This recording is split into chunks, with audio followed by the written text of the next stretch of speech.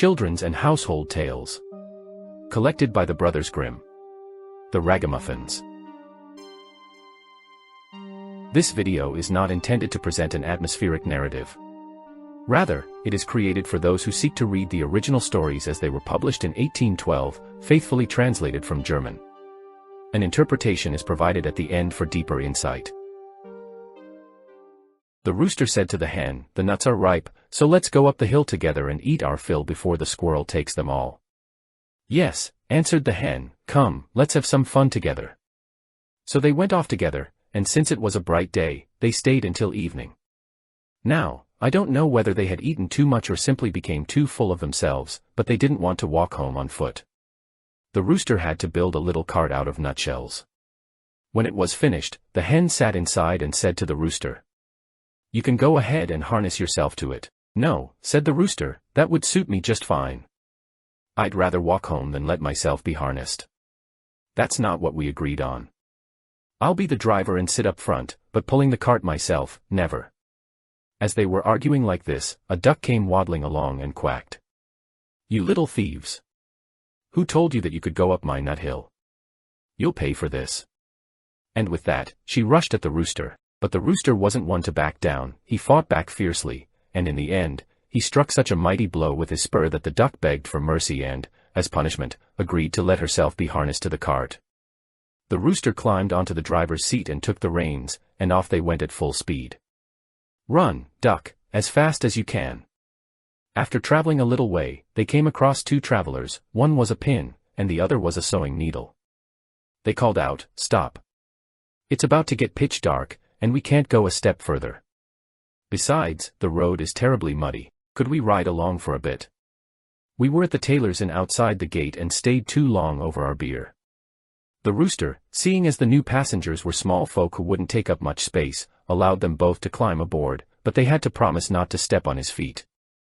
Late in the evening, they arrived at an inn, and since they didn't want to travel further through the night, especially since the duck wasn't a good walker and kept stumbling from one side to the other, they decided to stay. At first, the innkeeper objected, saying his house was already full and suspecting that these were not particularly distinguished guests.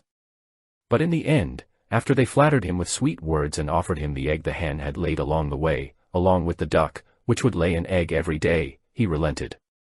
So they sat down once more and indulged in feasting and merriment. Early the next morning, when it was still only just dawn and everyone else was asleep, the rooster woke the hen, took the egg, pecked it open, and together they ate it, throwing the shells onto the hearth. Then they went to the sewing needle, which was still sleeping, grabbed it by the head, and stuck it into the innkeeper's chair cushion.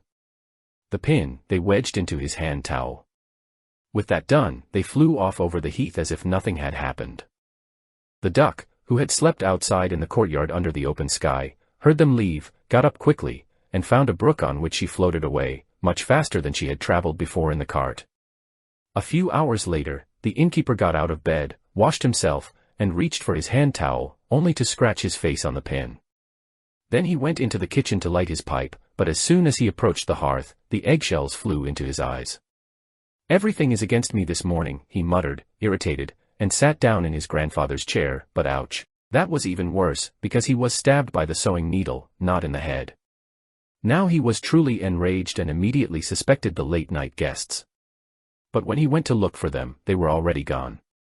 So he swore a solemn oath that he would never again take in a pack of vagabonds, for they eat too much, pay nothing, and repay his hospitality with nothing but mischief. A possible interpretation considering the time period. The fairy tale The Ragamuffins conveys a satirical and moral message that reflects various societal aspects of the early 19th century. The arrogance and ruthlessness of the little people. The rooster and the hen behave arrogantly, exploit others for their own benefit, and take whatever they want, be it the nuts, the help of the duck, or the hospitality of the innkeeper. This could be a critique of an emerging but unscrupulous lower class that enriches itself at the expense of others. The principle of deception and self-interest. The animals act purely out of self-interest. They persuade the duck to pull their cart and leave nothing but trouble for the innkeeper. This reflects the contemporary fear of vagrants and dishonest strangers, who were believed to survive at the expense of others. The punishment of the good-natured.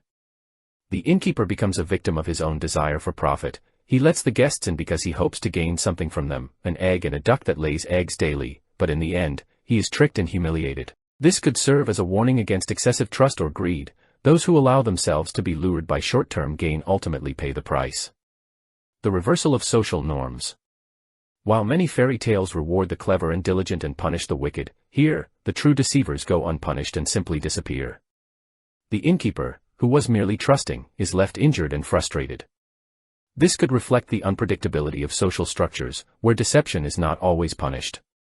Conclusion. The fairy tale delivers a humorous yet bitter lesson about deception, gullibility, and the abuse of hospitality. It shows that greed and naivety can be exploited, while tricksters often escape without consequence. Especially in a time when travelers, wanderers, and outsiders were often viewed with suspicion, the story might serve as a warning against excessive kindness and carelessness in dealing with strangers. In the end, the innkeeper is the only true victim, and he learns from his mistake. He will never again take in a pack of scoundrels. What do you think? Was this just a bedtime story, or does it hide a deeper meaning?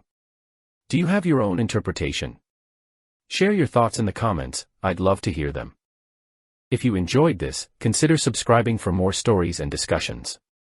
And if you have any constructive feedback, let me know, I'm always looking to improve.